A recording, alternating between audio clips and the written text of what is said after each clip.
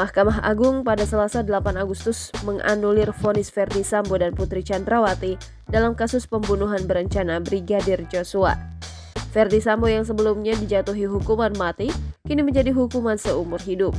Sedangkan Putri yang sebelumnya divonis penjara 20 tahun, kini hanya menjadi 10 tahun. Hukuman Ferdy Sambo dan Putri Chandrawati yang dikurangi ini sontak memicu kemarahan. Trisha Angelica, putri Ferdy Sambo pun menjadi sasaran.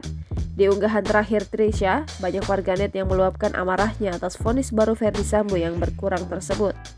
"Tis, pasti bahagia ya Pak Sambo nggak jadi hukuman mati, tapi Tuhan punya cara sendiri kan menghukum umatnya.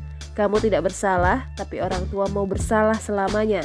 Semoga Joshua damai di sisi Tuhan, keluarga Joshua kuat dengan ketidakadilan ini," tulis @milad. Tidak hanya Ferdy Sambo dan Putri Chandrawati yang berubah hukumannya. Hukuman Kuat Ma'ruf yang sebelumnya 15 tahun turun menjadi 10 tahun.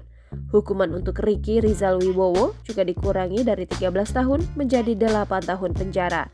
Sementara itu Barada Richard Eliezer diketahui sudah bebas dari penjara sejak Jumat 4 Agustus lalu.